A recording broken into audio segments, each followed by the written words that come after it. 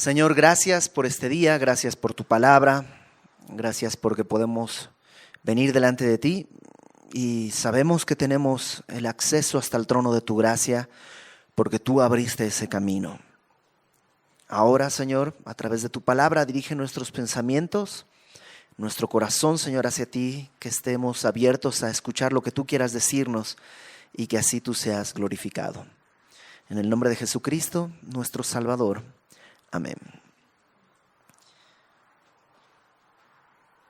Jonás capítulo 3. Ya vamos pues en la segunda mitad de este libro, de este profeta. Y ¿te acuerdas que al principio te decía que es un libro de profecía extraño porque tiene más que ver con el profeta que con su profecía? De hecho, hoy vamos a ver la profecía que está en este libro y vas a ver que es medio versículo, es muy cortita la profecía, pero hemos estado profundizando en la vida de este profeta y sabemos que es un profeta rebelde. Bueno, para empezar es un profeta, es decir, es alguien que conoce de Dios. Si fuera alguien pues que no conoce del Señor, pues bueno, diríamos es rebelde porque así es. Pero no, él es un profeta, es alguien que conoce del Señor. El día de hoy diríamos es un cristiano. Es un cristiano además que asiste cada domingo a la iglesia y los miércoles a las reuniones entre semana y se está discipulando y está sirviendo a Dios y además está en el instituto bíblico y, o sea, es un cristiano, diríamos el día de hoy, con todo lo que un cristiano debería tener, pero es rebelde. Y Dios le dice a Jonás, ve a Nínive y proclama contra esa gran ciudad, porque su maldad ha subido delante de mí. Y Jonás, en vez de ir a Nínive, decide ir a Tarsis. Es como si estuvieras aquí en Querétaro y Dios te dice, ve a Tijuana. Y tú dices, órale, ahí nos vemos, a Yucatán, ¿no? O sea, al lado opuesto parte Jonás y Dios tiene que tratar con él. No tanto que Dios le va a decir, aquí se hace lo que yo quiero. No tanto, aunque sí, en su mundo, en su planeta, se hace lo que Él dice porque es suyo. Pero lo que está haciendo Dios es rescatar a Jonás de su propia rebeldía. Y para eso utiliza una tormenta, ¿recuerdas?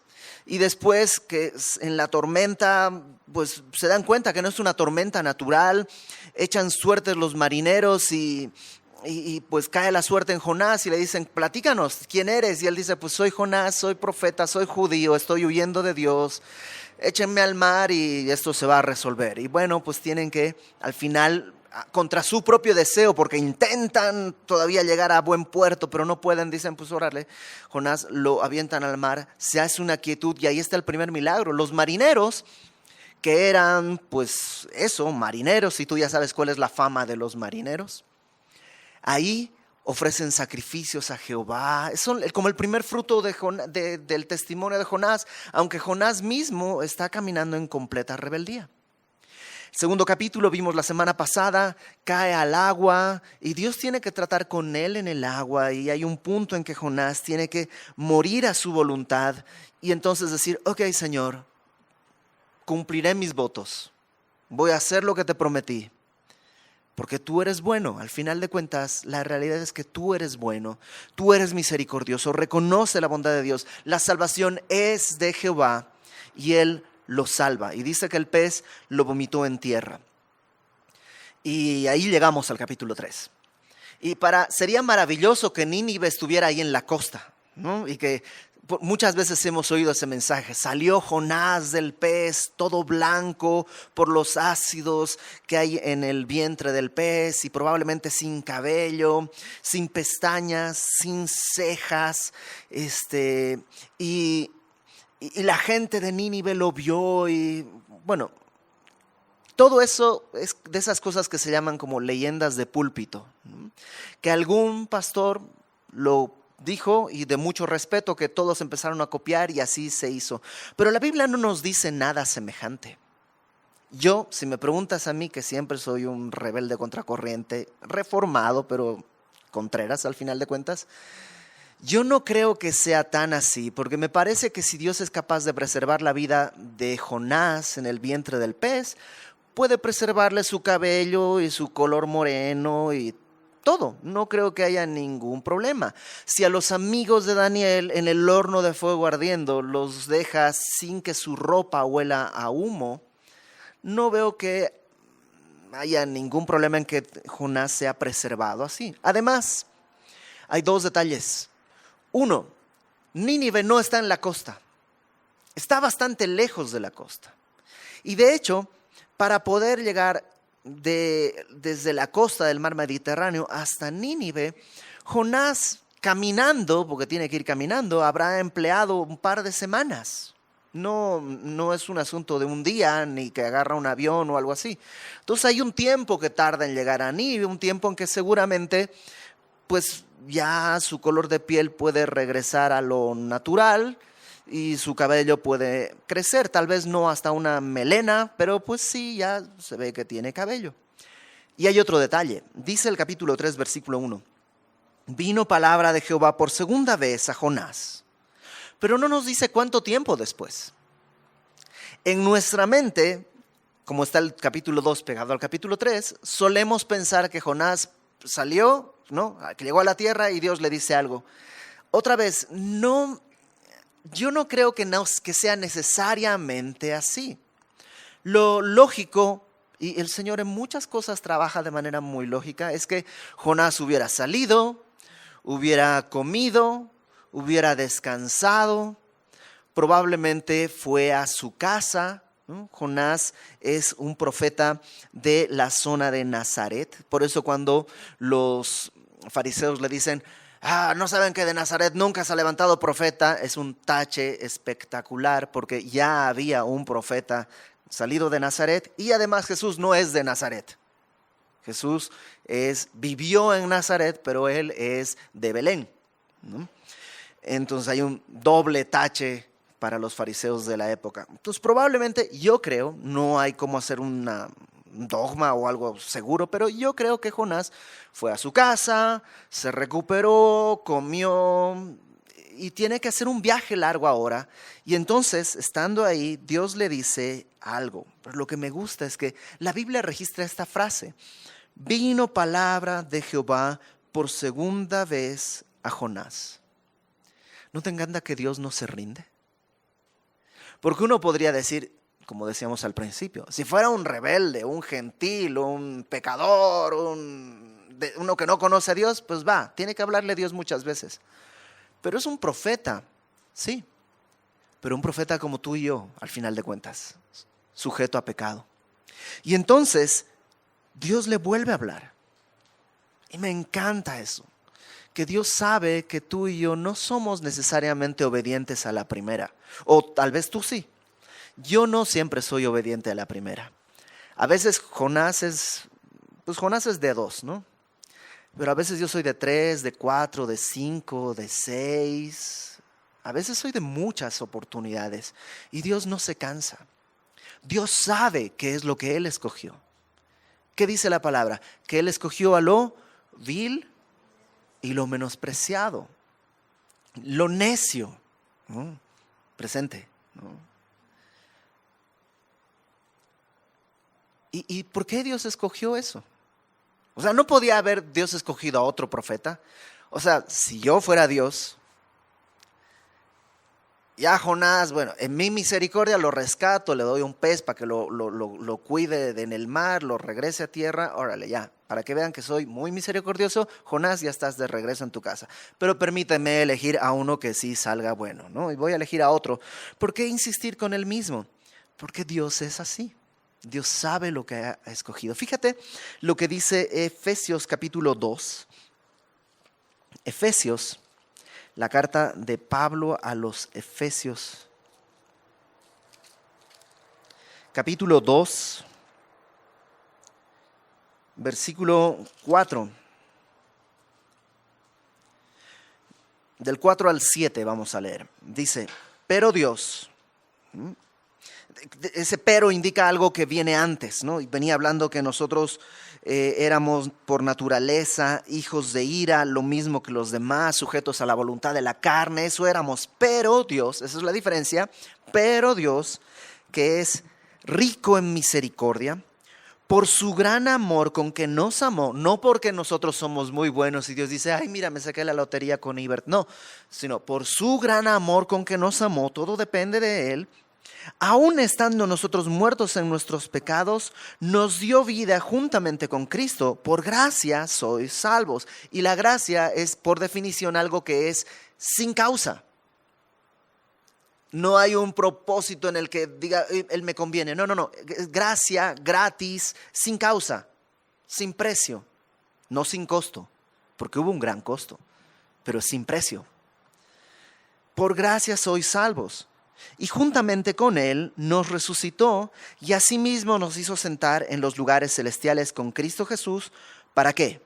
Esto subráyalo en tu Biblia, para que cuando estás desanimado, deprimido, descuidado, desorientado, este es el propósito por el cual nos escogió y nos hizo sentar en los lugares celestiales, para mostrar en los siglos venideros las abundantes riquezas de su gracia en su bondad para con nosotros en Cristo Jesús. Déjame ponerlo en un lenguaje muy claro. ¿Por qué Dios nos escoge y nos hace sentar en lugares celestiales, nos rescata de nuestras vidas vanas? No porque seamos buenos, no porque Él gana algo, no porque Él dice, ahora sí voy a poder llevar a cabo mi propósito, ahora que Iber ya llegó a la fe. No, nada de eso. Hay una razón, para mostrar en los siglos venideros, desde aquí hasta por toda la eternidad. ¿Qué cosa? Va a mostrar las abundantes riquezas de su gracia. O sea, desde septiembre del año 99, los ángeles que están junto al Padre, cuando me ven a mí, con sus alas se rascan su cabeza y dicen, ¿neta? ¿A Ibert, Señor? Y un día voy a llegar al cielo, voy a estar delante de su trono y Dios va a decir, buen siervo fiel, inútil, pero fiel. Entra al gozo de tu Señor y al reino preparado para ti. Y los ángeles van a ver y van a decir, ¿llegó al cielo? ¿Cómo hizo? Y todos van a decir, no, pues es que Él no hizo nada. Son las abundantes riquezas de su gracia en su bondad para con nosotros. Y comenzó con Jonás, o sea, hasta el día de hoy, ¿cuántos años después? Más de 2000 años, 3000 años después casi. Seguimos diciendo, wow, las abundantes riquezas de la gracia de Dios, que no se rinde con Jonás. Y va y por segunda vez le dice, versículo 2, levántate y ve a Nínive, aquella gran ciudad, y proclama en ella el mensaje que yo te diré. Acompáñame por favor al capítulo 1 de Jonás. Versículo 2. Capítulo 1, versículo 2 de Jonás. Dios le dice, levántate y ve a Nínive, aquella gran ciudad, y pregona contra ella. O sea, prácticamente es el mismo mensaje. Es como que Jonás, ¿no?, sale de su casa, llega hasta Jope, compra su pasaje, se sube al barco, se mete al fondo, viene la tormenta, no sabemos qué hacer, arrójenlo al mar, lo arrojan al mar, está ahí tratando de flotar, viene el pez, se lo traga, 3 días está muerto, luego Dios le da vida nuevamente, lo escupe en tierra, se recupera, come y Dios, bueno, te iba diciendo. Y le repite, o sea, como que no pasó nada. Y Dios dice, yo no he cambiado de tema. ¿No te ha pasado eso? Que tú estás de rebelde con Dios y no lo voy a hacer y no lo voy a hacer. Y puedes invertir tu vida entera en rebeldía. 1 día, 2 días, 1 año, 10 años en que no voy a hacer lo que tú me pides, no lo voy a hacer. Pero un día Dios trata contigo, como trató con Jonás. Y te mueve al punto de arrepentimiento y dices, Señor, te voy a obedecer, ahora sí, ya lo entiendo. Tuya es la salvación, voy a hacer lo que me pides. Y Dios vuelve al mismo diálogo que tenía 20 años atrás, cuando te hiciste tu berrinche y dijiste, Señor, no te voy a hablar, ¿no? Y Dios regresa y le dice lo mismo. Ve, levántate y ve a Nínive, aquella gran ciudad, y pregona contra ella el mensaje que yo te diré. Verso 3. Y se levantó Jonás y fue a Nínive, conforme a la palabra de Jehová. Y Jonás ahora sí obedece. Vamos a ver que no obedece con muchas ganas, pero obedece. Y era Nínive ciudad grande, en extremo de 3 días de camino.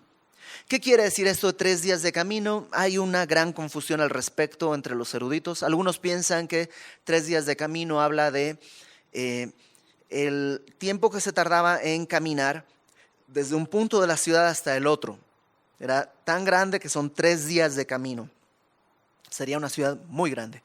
Otros dicen, no, es la circunferencia, digamos, el perímetro de la muralla que te toma 3 días en darle una vuelta. Puede ser. Otros dicen que no, que la ciudad era una ciudad violenta. No sé si recuerdas cómo eran los ninivitas. Los ninivitas eran personas crueles, terribles. Ya veremos más adelante, hay otro profeta que habla contra ellos también.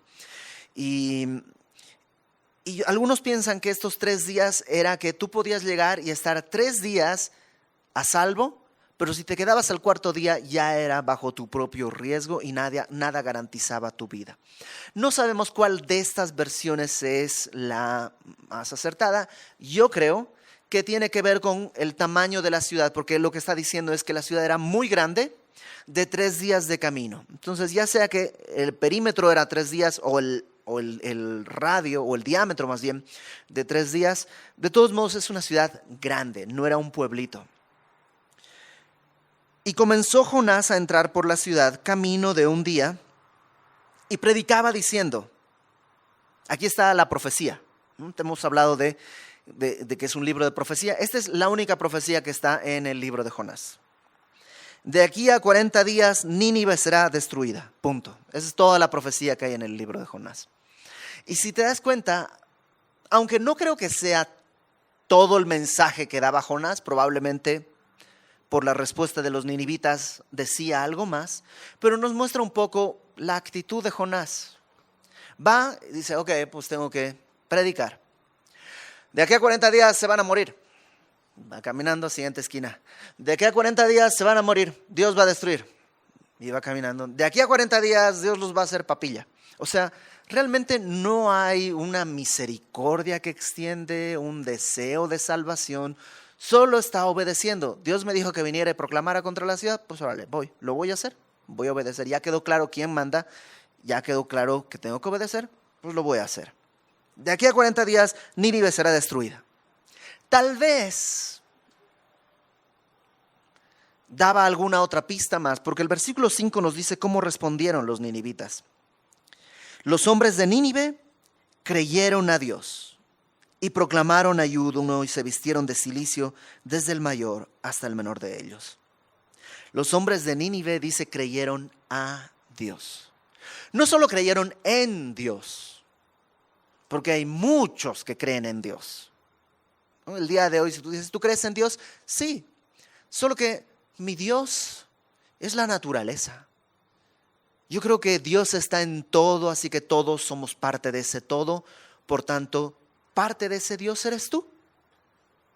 Y entonces yo creo en esto, que Dios es eso. Otros dicen, no, yo creo en Dios, Alá. Los árabes creen en Dios. Los testigos de Jehová creen en Dios. Los mormones creen en Dios. Los budistas es una cosa un poco más complicada, pero al final de cuentas tienen una especie de Dios que es la nada, ¿no? Todos creen en Dios. El tema es creerle a Dios. Hasta los demonios creen en Dios. Santiago dice que los demonios creen y tiemblan. Entonces, creer en Dios, Chuck Smith dice, si tú crees en Dios, solo demuestra una cosa, tus neuronas funcionan bien. Es lo único que prueba, que tus neuronas funcionan bien. Pero creerle a Dios es haber conocido al Creador de todas las cosas. Es haber entendido que Él es el Señor y su palabra es verdad. Creerle a Dios implica que mi vida tiene que ajustarse a lo que Él dice. Si yo digo que creo a Dios, pero mi vida no cambia, en realidad creo en Dios, pero no a Dios. Los ninivitas creyeron a Dios. Y como resultado de eso, proclamaron ayuno. Y esto es algo que tiene que estar en ese orden. Creer en Dios es algo interno. Yo no puedo juzgar tu fe. Yo no tengo un escáner que me diga, tal fulanito tiene una fe genuina, aquel no tiene fe genuina. Nadie puede juzgar eso. Pero Dios puede juzgarlo porque Él conoce nuestro corazón. Y nuestras acciones hacen evidente si se hizo o no. Ahora, por supuesto, yo puedo fingir. ¿Qué es el ayuno? Es la expresión externa de una condición interna. Por eso ayunaron, dejaron de comer, se vistieron de cilicio, esto es una ropa como de luto, una ropa áspera. Esto es porque no como para no deleitar mi cuerpo con un manjar. Y no me visto con ropa bonita ni ropa agradable, sino con ropa áspera, para mostrar también eso, que no estoy conforme con mi condición. Ese es el ayuno y ese es el luto. Expresa frustración, dolor, arrepentimiento. Pero si yo hago esto sin haber hecho lo primero, si yo muestro luto sin haberme arrepentido, sin haber creído a Dios, nomás es una religión y Dios lo sabe. Podemos fingir y engañarnos a nosotros, pero Dios no puede ser burlado. Y ellos en verdad le creyeron a Dios y a raíz de eso proclamaron ayuno, se vistieron de cilicio desde el mayor hasta el menor de ellos, es decir, desde el más importante hasta el menos importante en la ciudad, todos. Y llegó la noticia hasta el rey de Nínive. Esto es, el primer día que Jonás estaba predicando, la noticia corre como reguero de pólvora y llega hasta el rey. ¿Qué probabilidades tiene Jonás de predicar a una ciudad tan grande? Muy poquitas. Es 1 contra, 1,000,000. Es 1 contra una multitud. No hay manera en que Jonás pueda llegar a todo el pueblo. Pero Jonás tiene que ser fiel en lo que Dios le pidió. Dios no le va a pedir cuánto éxito tuvo, sino cuán fiel fue. Jonás, a diferencia de Jeremías es el profeta más fracasado de toda la Biblia. Jeremías predicó año tras año un montón de tiempo y ¿sabes cuántos se convirtieron? 0. Ni 1. 0. Es un fracaso Jeremías a los ojos humanos. Delante de Dios fue fiel.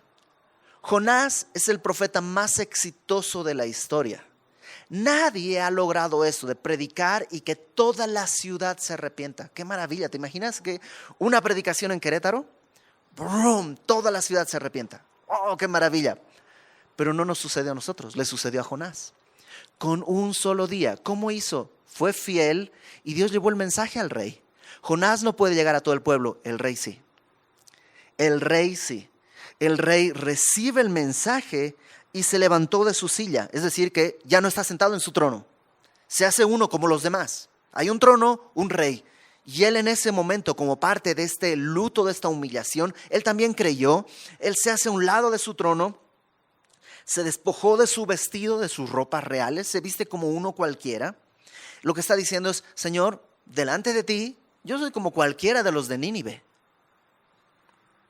Se cubrió de cilicio, se sentó sobre ceniza e hizo proclamar y anunciar en Nínive, por mandato del rey y de sus grandes, diciendo: hombres y animales, bueyes y ovejas, no gusten cosa alguna, no coman, no se les dé alimento ni beban agua, sino cúbranse de cilicio hombres y animales y clamen a Dios fuertemente y conviértase cada uno de su mal camino, de la rapiña, de la violencia que hay en sus manos. ¿Te acuerdas que decíamos que era una ciudad muy violenta, una nación muy sanguinaria? Bueno, el rey se levanta y dice, chicos, es tiempo de clamar a Dios. Vamos a hacer un ayuno general y cada quien tiene que arrepentirse de su mal camino y de su violencia. Y cada uno tiene que buscar a Dios. ¿Por qué? Versículo 9. ¿Quién sabe si se volverá y se arrepentirá a Dios y se apartará del ardor de su ira y no pereceremos? El rey de Nínive dice, si hacemos esto, si mostramos este arrepentimiento, a lo mejor Dios se arrepiente. Y eso tiene un problema teológico muy grande. ¿Puede Dios arrepentirse de algo? Interesante, ¿no? Porque dice el versículo siguiente, y vio Dios lo que hicieron, que se convirtieron de su mal camino y se arrepintió del mal que había dicho que les haría y no lo hizo. Entonces, ¿puede Dios arrepentirse de algo? Y esas preguntas que tú sabes que sea lo que contestes, está mal o está bien. Porque lo lógico es decir que no, Dios no se puede arrepentir. La palabra de Dios nos dice que Dios no es hombre para que mienta, ni hijo de hombre para que se arrepienta. Dios dijo y no hará. No, Dios no puede arrepentirse porque el arrepentimiento, en la manera en la que tú y yo lo entendemos, es haber hecho mal algo y corregirlo, ¿no? Ya no lo voy a hacer de esta manera, lo voy a hacer de esta otra manera porque me di cuenta que esto está mal. Eso es el arrepentimiento como tú y yo lo entendemos. Cuando Dios nos pide que nos arrepintamos, no es que nos sintamos mal. Dios no dice siéntete mal. No, arrepentirse es dejar de hacer lo que estaba haciendo y volver a mi camino haciendo lo contrario. Ahora, ¿puede Dios arrepentirse? Bueno, bajo ese concepto, no. Porque Dios nunca hace nada de lo que tenga que arrepentirse. Nunca hace nada moralmente malo que Él tenga que decir, uy, me equivoqué, ya no lo voy a volver a hacer, perdónenme. Dios nunca hace eso. Por definición, no puede arrepentirse en ese sentido. ¿Pero por qué dice acá? Déjame darte dos explicaciones. La primera es mucho más sencilla. La segunda es un poquito más complicada, pero creo que las dos están bien. ¿Cuál es la manera sencilla de entenderlo? Contexto. Contexto. Hay un error cuando tomamos frases de la Biblia y las quitamos de contexto. Por ejemplo, eso. Dios no es hombre para que mienta, ni hijo de hombre para que se arrepienta. Ahí dice que no se puede arrepentir. Bueno, pero en el contexto, ¿qué es lo que Dios está tratando de decir en ese pasaje? Básicamente, que es fiel, que puedes confiar, que lo que Él dice en verdad es cierto. Eso es lo que el mensaje quiere decir. Ahora, en este contexto, la palabra arrepentirse, ¿qué quiere decir? Que el rey de Nínive está pensando, Dios ha prometido este juicio, pero si ve que hay un cambio en nuestra vida, tal vez Dios va a extender su misericordia y no nos va a juzgar. Eso es lo que quiere decir. Y creo que esa es la explicación más sencilla y creo que es una explicación real y justa. ¿Por qué? Porque Dios nos dejó su palabra en un lenguaje lógico. Cuando tú lees tu Biblia, tienes que usar la lógica para leerla. Esta es a diferencia de los libros de hechizos. O sea, los libros de hechizos, pues aquí dice abracadabra. Pues no importa qué diga, o no importa el significado, con que yo lo diga va a suceder algo. Esa es la idea de los libros de hechizos. La Biblia no es un libro de hechizos. La Biblia habla a nuestro entendimiento. Son conceptos, mensajes que se dirigen a nuestra mente para poder comprender lo que Dios dice. Y habiendo comprendido lo que Dios dice, entonces mi corazón puede ser confrontado y puede haber un cambio. No sé si me explico. Por eso cuando alguien pone, no, hoy en mi casa pongo la audiobiblia para estar escuchándola todo el tiempo, ahí mientras hago una cosa, mientras hago la otra, ahí está sonando para que mi casa esté limpia. Eso está más cerca del horóscopo y no sé, metafísica que de la Biblia. Porque no importa que suene, sino que yo la entienda. Es la palabra de Dios. Ahora, ¿cuál es la otra explicación?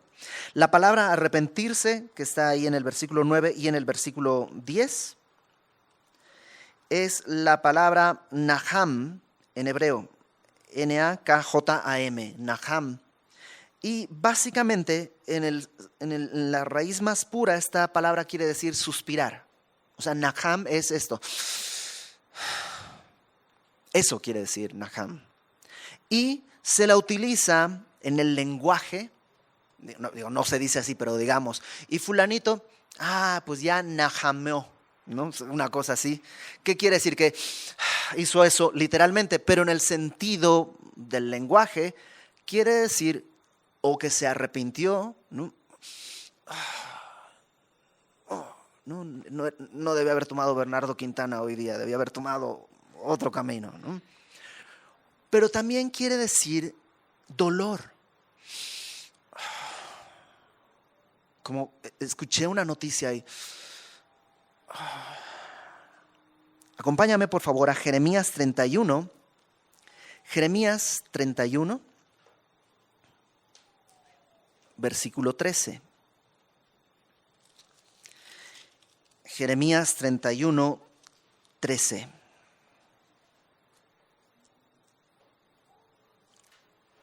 Entonces, 31:13, entonces la Virgen se alegrará en la danza, los jóvenes y los viejos juntamente, y cambiaré su lloro en gozo y los consolaré. Naham. La misma palabra. O sea que consolar también es esta misma palabra. Consolar, arrepentirse.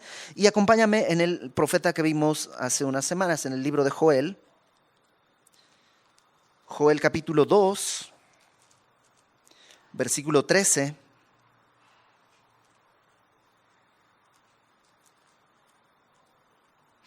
Joel 2:13. Rasgad vuestro corazón y no vuestros vestidos. Joel 2:13. Rasgad vuestro corazón y no vuestros vestidos, y convertíos a Jehová vuestro Dios, porque misericordioso es y clemente, tardo para la ira y grande en misericordia, que se naham del castigo. Se duele del castigo. Entonces, esta misma palabra implica esto, arrepentimiento, pero también implica dolor y también implica consuelo. Entonces, déjame ponerlo en este otro sentido. Al ver el arrepentimiento de Nínive, tal vez Dios dice, ok, eso es lo que yo quería, me consolé. No en el sentido de me arrepentí, ay, perdóname, sino su corazón encuentra consuelo y ya no tiene que traer el juicio. Te hago un spoiler de lo que va a suceder 150 años después. El pueblo de Nínive se olvida de esto y Dios tiene que traer juicio. Pero no acá. Acá hubo arrepentimiento. Dice el capítulo 10 que Dios vio lo que hicieron. ¿Te das cuenta? Dios está viendo. Dios está viendo tu vida, está viendo mi vida, está viendo las intenciones de las cosas que hago. Dios está viendo, Dios no puede ser burlado. Y Dios vio, qué consuelo para los de Nínive, que Dios vio eso. Qué triste para los de Nínive 150 años más adelante, que Dios también ve que se olvidaron del arrepentimiento. Vio Dios lo que hicieron, que se convirtieron de su mal camino y se arrepintió. Naham se consoló del mal que había dicho que les haría y no lo hizo.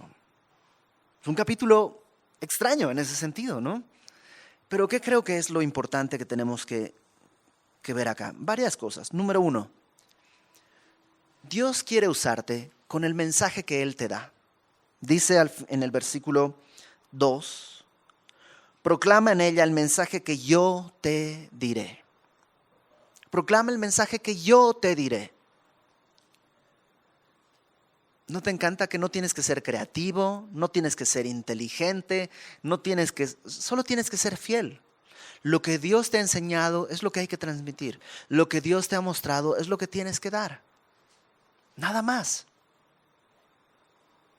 No tienes que ser carismático, no tienes que ser, solamente tienes que ser fiel en lo que Dios te ha pedido. Hay varias palabras que en este pequeño capítulo se repiten varias veces. Y creo que hay un flujo en esas palabras que se repiten. La primera es palabra. La palabra está en el versículo 1 vino palabra de Jehová, ¿no? También está en el versículo 3. Se levantó Jonás y fue a Nínive conforme a la palabra de Jehová. Y está en el versículo 6. Y llegó la noticia, la palabra noticia es la misma palabra en hebreo. Es la misma palabra que vimos hace rato. Y llegó la noticia hasta el rey de Nínive. Entonces, mira, la palabra vino de parte de Jehová, versículo 1. Luego, versículo 2, Jonás fue y predicó, proclamó esa palabra. Y en el versículo 6, esa misma palabra llega al rey de Nínive. Y así funciona. ¿Qué esperanza tenemos? Cualquiera de nosotros. ¿Cuántos mexicanos hay? 100 millones y cachito. ¿Quién de nosotros puede predicarle a 100 millones de personas? Es imposible. La tarea es demasiado grande. Pero la palabra viene de parte de Dios. Si tú proclamas la palabra de Dios, Dios va a llevarla a quien tenga que continuar ese mismo camino, como hizo el rey de Nínive. Así fuimos tú y yo. ¿Qué tan lejos estamos de Jerusalén?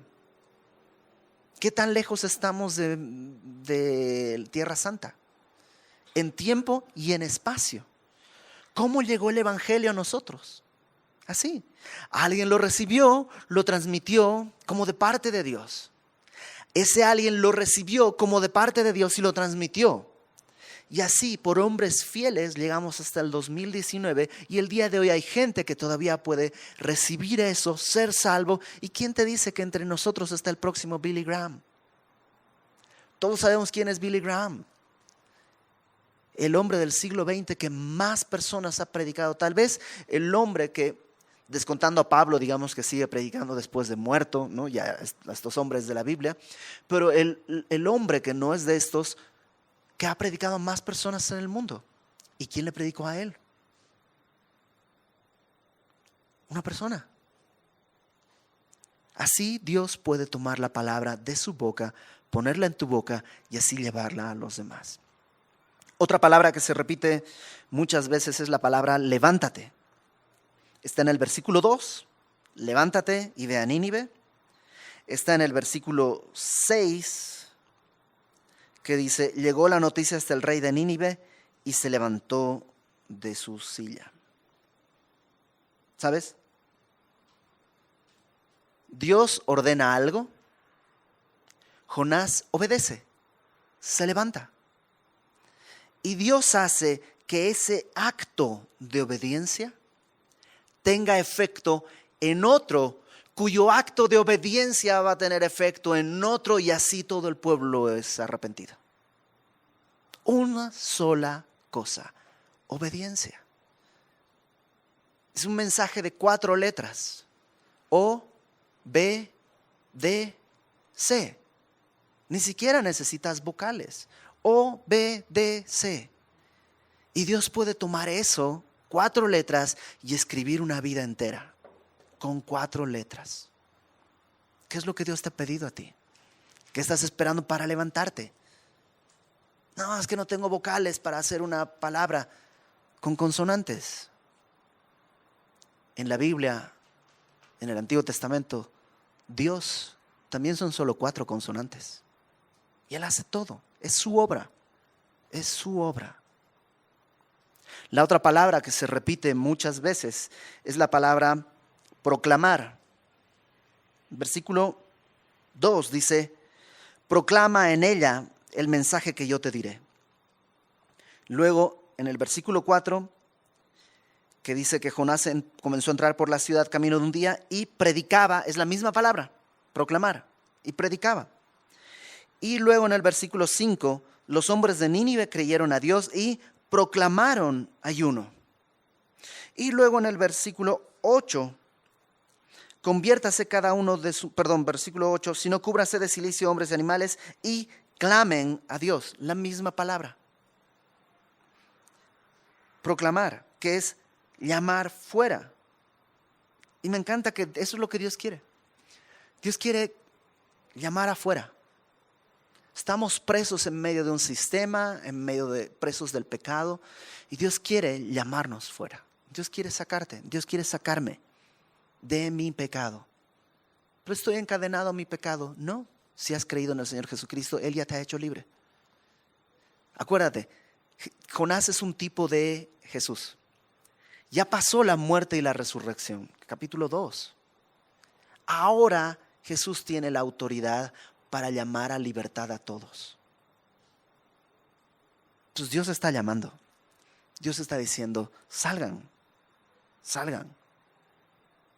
Ahora, si tú ya estás libre porque has creído en el Señor, no vivas como esclavo.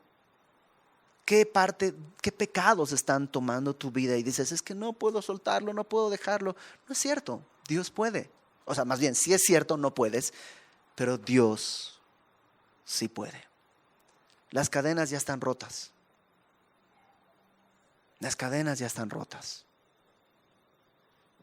Entonces, ¿qué te parece si oramos? Porque para estas tres cosas, para proclamar la palabra de Dios, para obedecer la palabra de Dios y para soltar, para salir del pecado que puede estar agarrándome, solamente el Espíritu Santo puede hacerlo. Porque como dijimos al principio, ¿quiénes somos? Viles y menospreciados. Somos lo necio del mundo. Lo que Dios tomó para avergonzar a los sabios. Somos los débiles para que por su poder sea avergonzado lo fuerte. Para que por todos los siglos venideros, todo el mundo cuando te vea en el cielo digan, ¿en serio? ¿Cómo llegaste hasta acá? Solo por gracia, para alabanza de la gloria de su gracia.